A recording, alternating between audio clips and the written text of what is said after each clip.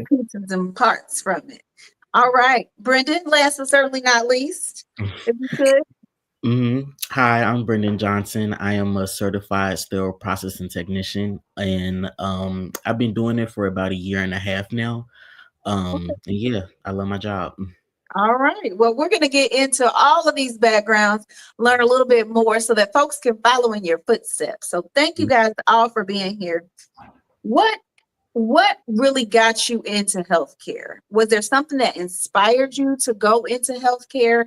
Can you guys kind of walk us through that process? Because I think a lot of times people think about getting into healthcare, but they're like, I don't really know what that would look like. So was there anything that inspired you to get started in your So career? I guess I'll go first. I kind of stumbled across pharmacy in a newspaper, um, and I wasn't really interested at first. Once I got into school and learned about it, at that point, my mom was having a couple of different health issues. So being familiar with medication really helped us along the way.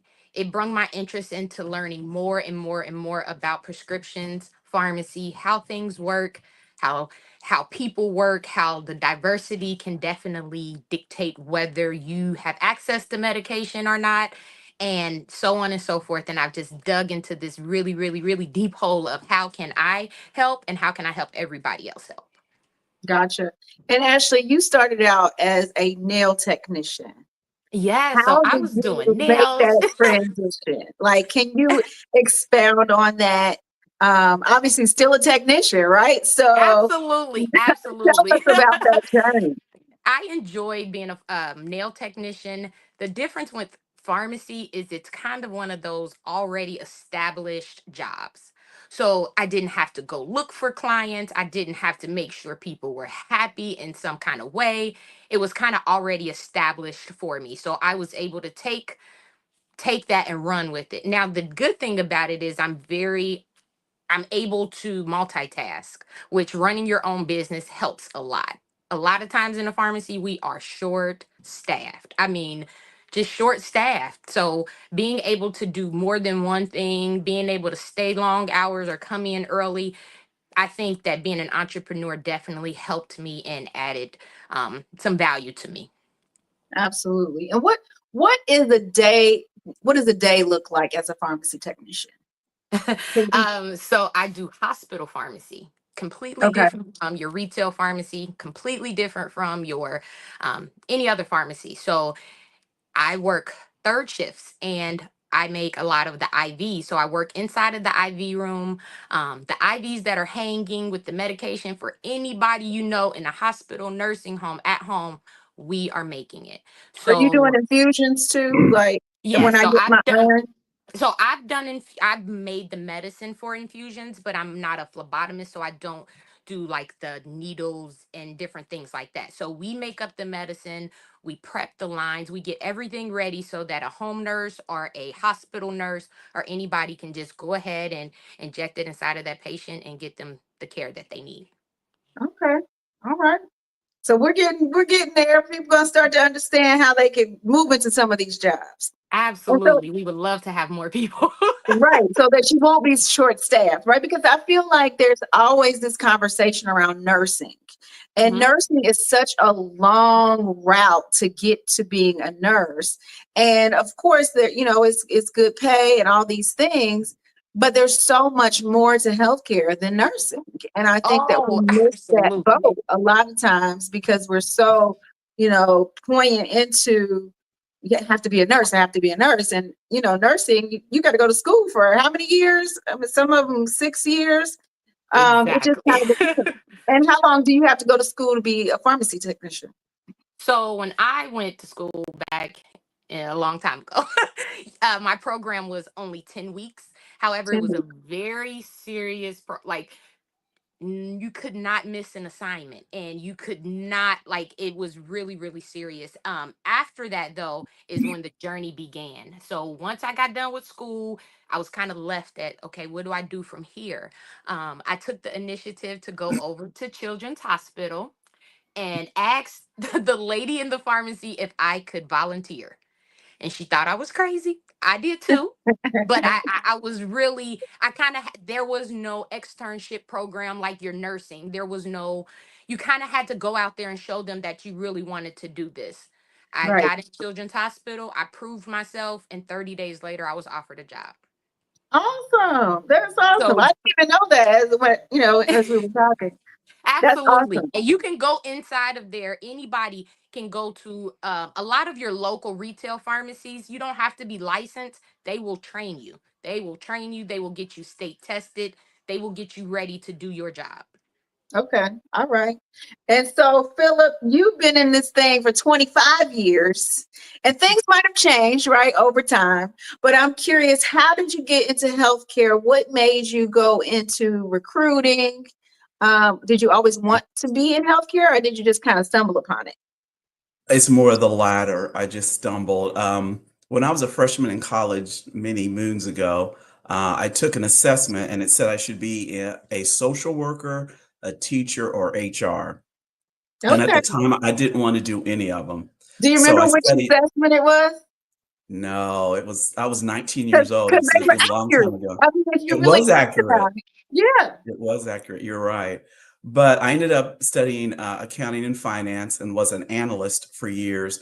And I didn't enjoy, the solitary work of being an analyst. So I got laid off from a government contractor in Dayton, and I wanted to make a change. And so a friend of mine referred me to a staffing agency in HR to do recruitment. And I did that for a while. Then I worked at Dayton Children's for a while. And then my manager at Dayton Children's became the VP of Cincinnati Children's. So he recruited me up to Cincinnati. So, but I think healthcare really fits my personality because I have a servant's heart, so to speak, and I Yeah. really like serving people. I know I don't touch any patients or give any patient care, but I believe I help the children through recruiting, good people to help the children. That's how I Absolutely, see it. absolutely. And think about it, when you think about that test that you took, it's all of those things combined into one. Yeah. So maybe if you could go back into your relics and find out what test that was so that I can start passing that information on, because that would be a Okay. great resource for our listeners. And then Brendan, you want to share with us, you said you've been doing it for about a year and a half, something like that. How did you get into advanced sterilization? So, a relative of mine was the director of surgical services at a hospital, and so she kind of put me on, like, "Hey, do you want to come? Do you want to come work in New York with me? It'll be a good opportunity. You'll get to learn a lot of new things." And so she introduced me into sterile processing. And at first, I wasn't really, on board with it. I was, "What is this? This is a lot. I don't know if I can handle this." But I actually ended up really enjoying it. And I didn't know how much joy I would have, getting to be a part of a super team of like saving lives. Like that was amazing to me. And like just like every day going in, and learning new things, learning new surgeries and new instruments and stuff like that. So yeah, that's how I got in, and I'm staying in it at least for a while. That's awesome. And so tell us about the day in the life. Like, what do you actually do? So we clean a lot of the instrumentation, not just for like the doctors and the surgeons, but just like throughout the whole hospital, for like wound clinic, through radiology, like all the instrumentation, everything that they use, we pretty much take care of. Um, and it could be a little hectic sometimes, especially on a busy day. But there's multiple parts of it too. We clean the instruments, we have to prep and pack, get them together, we put them in the sterilizer. We really have to get to know all of the instruments and all of the sets, just in case, say a surgeon is doing a certain type of surgery and they need new instruments stat. You have to know exactly which ones that they're going to need for which surgery. We also take care of endoscopy. Now, I know this is some hospitals, other hospitals are different. They have their own separate department, but we clean like endoscopes. Um, we clean yeah, pretty much just all the instrumentation for like the endoscopy department and stuff like that. But Okay. yeah, like I said, it was amazing just getting to learn, all of the different things and how important SPD is to like, a hospital. Mhm. So I'm curious about automation for all of the jobs, right? Because Mhm. healthcare is going to definitely be impacted by automation.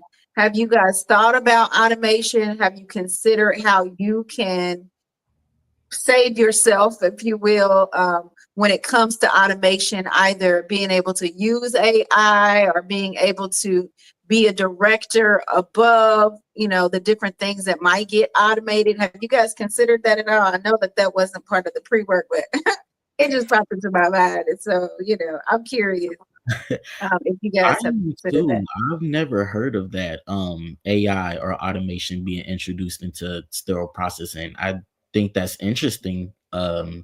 Just because of how well and how like specific you have to be when cleaning certain instruments. I don't know if they make robots or anything like that that could do that. But yeah, that's interesting. I've never heard of that. Okay. So that would be your thought, is that the robot wouldn't be as thorough as a human and Probably having not. to keep track of all of the information. Because I Mhm. did wonder about that. I know they're starting to use robotics when it comes to surgery. You have Da Vinci, Right. um, Mhm. and then they've started to use robotics a lot when it comes to logistics. But I wasn't sure if automation has started to enter into the healthcare field as extensively because of HIPAA and all the, different uh, Right. kind of requirements around Yeah. it. Well, That What? we have in Latoya, our pharmacy. Oh, sorry. go ahead, Ashley. So robots have taken over pharmacy. Okay. UC has some of the top robots working in not only their pharmacies, a lot of their departments. So we have a company, it's called OmniCell. OmniCell makes pharmacy easy. So we have a robot that picks the medication. It will put it in the bag with the patient's name on it. It will verify that that's the right medication that the patient is supposed to take. And then the job of the pharmacy technician is to deliver it to that room. Um, Wow. yeah. Now, the reason that it doesn't get rid of your jobs is because robots need people to work. Um, when they break down and you can't get in contact with IT, or you have to kind of know what it is that the robot is doing, because it Mhm. definitely needs direction, and the direction can come from people who are good at their job. So me personally, I feel like people in healthcare, the way to save their jobs is just to make sure that you know what you're doing. Right. There's not a robot in the world that'll be able to fix its own errors. So they're going to still need people, but they won't need so many people. But Right. robots Yeah. have taken over the pharmacy. They don't need a person to do anything. They could have a pharmacist at home verifying the order. So it's on. Wow. So it's on its way. If it hasn't showed up, it's coming. Right. Yes. And so we know that there are some things. Go ahead, Philip. What were you going to say? Is there? Yeah, we use AI quite a bit in HR. We use it to schedule interviews. Instead of calling candidates, they get an email and it shows all of the openings they can self-schedule an interview. We use it to write emails, rejection emails, and other types of emails. Um, AI can take a resume and put bullet points of what you're looking for, so we use it. We're using it more and more. The only thing AI will not do or ever do is make selection decisions. The selection decision of who gets hired will always be made by a human. Mhm. So Yeah. Yeah, I know we were using machine learning when I was in recruiting, which it was a device. Basically, it had bias, right? Because what would happen is if you would apply, if the person that put in the triggers was biased, then the outputs would be biased, right? And so that was my concern with machine learning and AI being used in the recruitment process. But I think over time, we figured out ways to, as Ashley mentioned, and also Philip, to be able to use AI and use automation just up to that point of, okay, well, now we need to have a human to make sure that we're dotting I's and crossing T's, right? And so I think we're going to see more and more of that as we continue on this journey, because it does save money, right? At the end of the day, you're going to save money if you have less humans and more robots or more bots, if you say. And they, you don't have to worry about being short staffed or anything like that. That's, I mean, if people can get into these careers, then that would give them a reason to not solely turn their companies into AI or into robots. But Right, these businesses like hospitals, healthcare lines, they can't rely on people all the time. They have right, people in the hospital waiting for care and, calling off of work or making sure you're staffed or not doing your job right because you may be overworked and just really tired. The robots are there to help, but instead of fearing the robots, we need to learn this new system. We just need to learn this new system because they can't, like you said, nobody makes the decision without a human. We, of course, don't send medicine to someone without double checking to make sure that's what it is, but they're just kind of there to assist us. yes, yes. I think that's a really good point. And one other thing that I wanted to ask, I think it was specifically to Philip, was have you seen any other automation outside of AI? Have you seen any other automation within the hospital?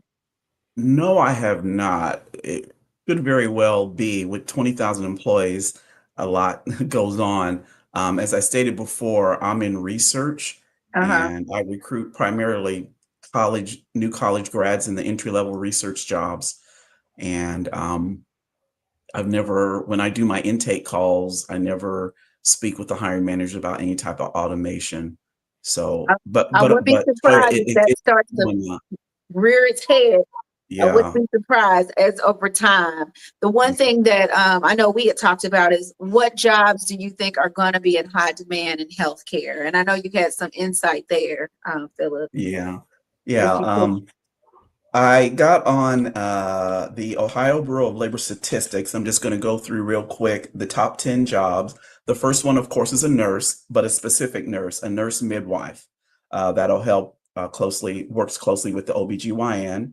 Medical health services managers, primarily those that are in nursing homes because the population's getting older and they have more of a need for that. Physician's assistants, speech and language pathologists are number 4, and they're strongly needed in pediatric facilities. Physical therapist, marriage is number 5. Number 6, marriage and family therapist. Companies are trying to focus on wellness, and if the family's well, then the employee's well. So that's a big need. Number 7 is family nurse practitioners, nurse again. Number 8, certified registered nurse anesthetist that assists the anesthesiologist. And after 5 years, they're making an average of $237,000 Yeah. a year. Then there's dentist, dental hygienist, and dental assistants are number 9. And a dental hygienist with 5 years of experience makes 6 figures. And then audiologist is number 10. But at Children's, our number 1 is nurses, and our number 2 are respiratory therapists. And respiratory therapist only takes a 2-year degree, and we have a program where we will pay you to get your associate's degree in respiratory therapy. And I believe the starting rate is around 25 to 27 an hour. And then there's shift differentials and weekend pay. For a 2-year degree, in my opinion, it's very lucrative. Mhm. And then what about advanced sterilization? I think you guys have like 10 advanced sterilization positions. Do you train for them, or do they have to take the training outside of for advanced sterilization? Do you know, Philip? I'm not the recruiter, but I do believe that they want them trained before they come in. Yeah. If you're trained and come in and then you want to become certified, I believe they will help facilitate that and pay for that. But I believe you do need to be trained. But like I said, I'm not the recruiter, so don't Gotcha. take my word on that. And Brendan, how long was the training for advanced sterilization? Do you recall? So the training for me was about like 6 to 8 months. And so the hospital that I worked at, they would just kind of hire people on and have you train alongside people who have been there for a long time, or people who were like already certified, or some of the travelers. And it would take about 6 to 8 months before they were like confident with just leaving you by yourself. And then before your 12-month mark or your year mark, they would have you take the test to get certified. Okay. Okay. Gotcha. And so one of the things that we pride ourselves on is really helping people to use the resources available during our shows. So I'm curious to see what you guys have as words of wisdom. You know, somebody might be looking to get into healthcare. What would you say to them? How would you encourage them to look into it or to even where to start? What advice would you give? For pharmacy, I know I would say um, so a lot of jobs will train you, but a lot of the jobs that are a little vocal about training are your retail pharmacies. And retail pharmacy can be a bit discouraging. You have angry people all the time. I'm just going to be honest with you. So you go to Walgreens, they say, "Hey, you don't need your certification." You come in, you start working, you hate it. It That- is what it is. So, that can kind of be discouraging. I want to motivate somebody to try a hospital. Sometimes you have to get in the door through environmental service. Sometimes you have to come in through the kitchen. Sometimes you have to, but I say get your foot in the door if you want to be in healthcare. Pharmacy is such a rewarding job. Um, we make different amounts. It's all based on your experience and what you do. So me, I work third shift, so I get your shift differential. I get a lot of extra perks. But that doesn't mean anything. They make sure that they pay their employees. They make sure that they take care of you with the different resources. So I would advise someone to apply online. You can even go in and for pharmacy tech as a trainee. So if you're looking on Indeed and it says pharmacy technician trainee, then that would be a job that you can apply for without any certification. They will train you. I do know that TriHealth right now is hiring for trainees. That covers Good Sam Hospital. That covers Bethesda North Hospital. And then there's an Anderson Hospital as well. So just looking for trainee or something like that can get you in the door. And it's one of the most rewarding jobs I've had. Also, Children's Hospital. I'm not sure if you know, but Children's Hospital has a program for pharmacy technicians. They will train them. They have a class. So if you can get into their class, I think it comes with like a 1 year commitment after finishing the class to work at that hospital. But they pay for you to go to school. They pay, and I think that is just amazing. They did not have any of those options out for me. I kind of had to build my resume by myself, so it was a little difficult. But I think that this door should be open for anybody. My email address is in the chat if you want to email me any questions about where you should go to become a pharmacy technician. Just ask me any questions there, and I'll be Go sure to ahead and put respond. tell them your email address, Ashley, because they can't see the chat. Yeah, so he'll put it Sorry. up when you say it. It's my meds, MEDS LLC at yahoo.com. So any questions you have about pharmacy or anything like that, I've been an instructor at Great Oaks for pharmacy technician. I've worked at all of the hospitals, all of your retails. I don't burn bridges with people, so I am definitely a reliable resource and connection. And if you ever have any questions, just reach out and I'll definitely be honored to help. Absolutely. And Philip, anything that you want to add in terms of advice and then contact information? I fully agree with everything Ashley said, and the hospital children's does have programs that will pay. I'm not knowledgeable of all of them, but they do have them. But I am a big believer in doing informational interviews. If you think you might have a interest in something, if you can find someone who's in that field that will speak with you, I get those calls occasionally and connect people with different professionals in the hospital. I believe in taking assessments about where you should go in your career because they can be very accurate, and also networking. I believe that's also important. Anyone can contact me at my work email. That's the best way to get in contact me. I look at that all the time. I believe it's up on the screen, but it's my name, philip.strong@cchmc.org, and I will gladly try to help them. All right. Thank you. Thank you. And last but certainly not least, Brendan, any advice that you would give to yourself a year ago, right? And then contact information. So one, just, stick with the program. It gets easier. It seems like a lot at first, but you get to learn something new every day and you just get used to it and it becomes like second nature. Secondly, so kind of like what Ashley and Philip said, networking, I've seen how important it is. And I've seen a lot of people who started off working in like environmental services or like nutrition and dining move up to like pharmacy or working in sterile processing or even becoming like scrub techs just from like networking and asking people, hey, who do I need to talk to in order to get into this position? I'm trying to transfer departments. Who do I need to talk to? So that I would definitely say networking is important. And my contact information is my email is Brendan Johnson, BRENDAN 0510 @gmail.com. All right. Well, we appreciate you guys being here. Hopefully somebody took something away that they'll go and do an informational interview. They'll go just pop up and say, hey, can I come and get a training spot?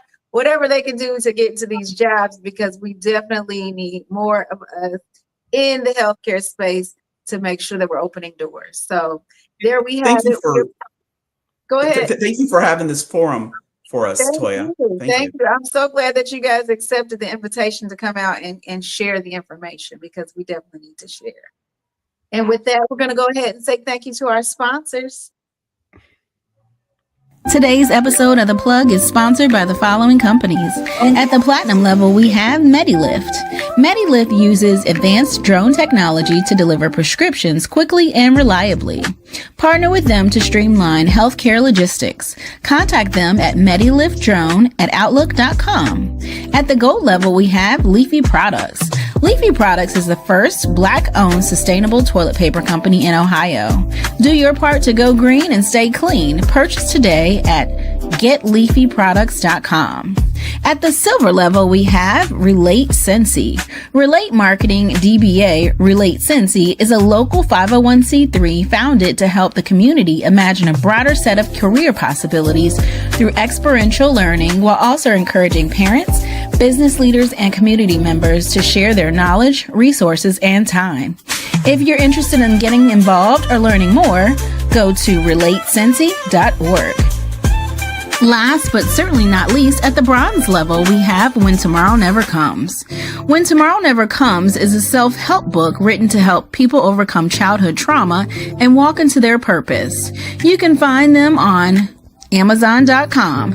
Take the first step on your healing journey and purchase your copy today. The Plug thanks all of our sponsors for helping us keep you connected.